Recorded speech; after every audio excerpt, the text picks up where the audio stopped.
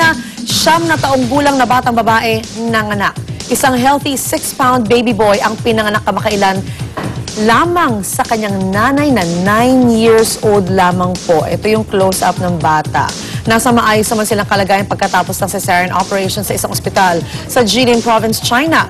Inireport din doon na humihingi ng legal na tulong ang mga magulang ng batang babae. Nasa ilalim kasi ng Chinese law na ang pakikipagtalik sa batang babae edad 14 pababa ay rape. Ang katauhan ng ama ng bata ay hindi pa rin nilalabas ng mga otoridad doon. At talaga naman dapat rape yan. What child, 9 years old, di ba, na there's no... Anyway, there's no explanation for it. It's rape.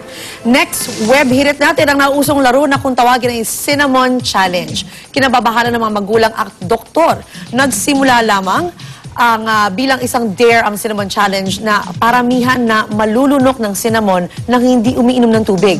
Viral na po ang game na ito dahil libo-libo na ang nagpo-post ng video nila sa YouTube at Facebook kung saan lumulunok at halos mabilaukan na sila para magawa lamang ang challenge.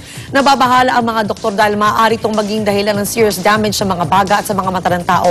Imposible raw kasi ang paglunok ng isang kutsaritang cinnamon nang walang tubig dahil hindi sapat ang laway na pinoproduce ng ating bibig para dito. Alam mo yung mga kabataan ngayon, Sam, hindi ko alam kung saan nila nakukuha yung mga ideas na to. As long as walang namamatay o walang seriously ma-hospitalized, hindi sila titigil. So I guess somebody has to be an example for this. But hopefully, matigil na ito. At sa ating huling web hirit, ngayong araw-oras sa Amerika, birthday po ng isa sa mga paborito nating social networking service, ang Twitter. Kaya happy 6th birthday, Twitter. March 21, 2006, lumabas ang kauna-unahang tweet ng founder nito na si Jack Dorsey. Kasalukuyan pa lamang sineset up ang Twitter sa mga panahong ito at ilunsad pa lamang sa publiko noong July 2006. Ngayon tinatayang aabot na sa 500 million users ang gumagamit ng Twitter at nagtatala ng mahigit 7,000 tweets per second. Ang top 3 most followed celebrities sa Twitter ay sina Lady Gaga, Justin Bieber at Katy Perry. So congratulations sa iyo. Happy birthday, Twitter. Marami ka ng buhay na sinalba, tinulungan at nasira. At yan muna ang ating mga web hirit ngayong umaga. Bukas ulit mga kapuso.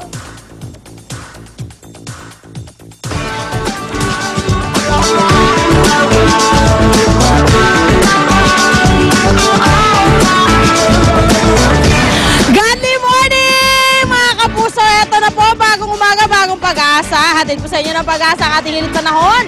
Nasa 160 kilometers po ng silangan, timog silangan ng Puerto Princesa City ang ating LPA or low pressure area. Huwag kayong makasyadong kabahan. Hindi naman daw yan magiging bagyo. Malit daw ang chance na maging bagyo niyan. Pero ang Timog Luzon at Visayas, magkakaroon po ng maulat na may mga kalat-kalat na pag-ulan. Ang Palawan naman po at gitna, pati na rin po ang Kanlurang Mindanao, magkakaroon naman po kayo dyan ng malawakang pag-ulan na magkaposibleng magkaroon po ng mga flash floods at landslide. Ingat-ingat! Ang natitirang bahagi naman po ng ating bansa kasama na ang Metro Manila, medyo sisilip lang po yung haring araw, sisilip lang. Pero makakaranas pa rin po tayo ng mga mahihinang pag-ulan.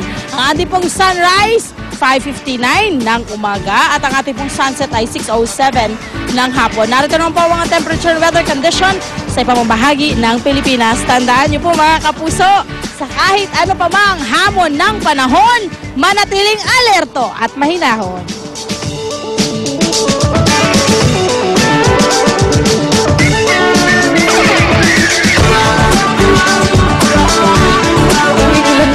Oo nga, buong Visayas. Ingat po kayo dyan. At mga kapuso, handa na ba kayo mag-swimming ngayong summer? Pero baka ang tamang tanong natin ay handa na rin ba kayo sa mga aksidenteng posibleng makuha natin sa mga swimming outing? Lalo na pag malilikot yung mga chikiting. Dapat po I am ready tayo dyan. Kaya para sa safe na summer outing, tara na sa Pandibulacan at may mga tips sa atin sina Drew, Monica at Arn. Good morning!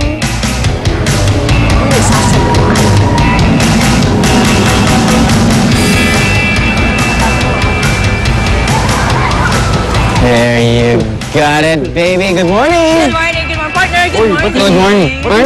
Good morning. Yeah. And top 11 nila partner, Dos, na talagang kapag tayo ay nagsiswimming at pumupunta sa iba't ibang mga summer destinations na lagi natin ginagawa lately. Every single day. Every single day, dapat talaga ay safe tayo. Actually, yan nga ang highlight ng ating gagawin this morning. Dito po yan sa may Panimula. Bukod pa dyan, syempre, samahan nyo kami libutin at i-experience ang buong resort with their wave pools na perfect sa buong pamilya. Syempre, meron sila adventure activities Ay, naku na naman. para na rin sa buong barkada at Ayun. mini zoo para sa mga bagets. Ayun. And speaking of bagets nga ito, mga floaters din. Correct. Mamaya. Yan. Arn, ikaw naman. At syempre naman, para talagang makasiguro kayo na kayo ay I am ready Yeah. for summer. At lalo na ngayong bakasyon. Ay, Ang galing ni Arnold! Ipainit na natin ang kape. At i-toast na natin ang pandesal. Dahil magkabalik kami dito sa Pandi Bulacan. Speaking of...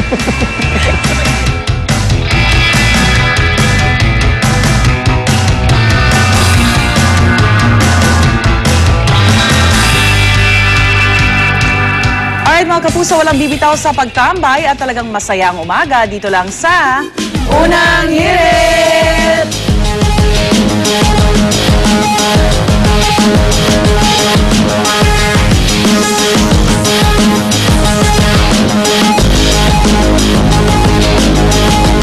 Unang hirit, ang saya-saya.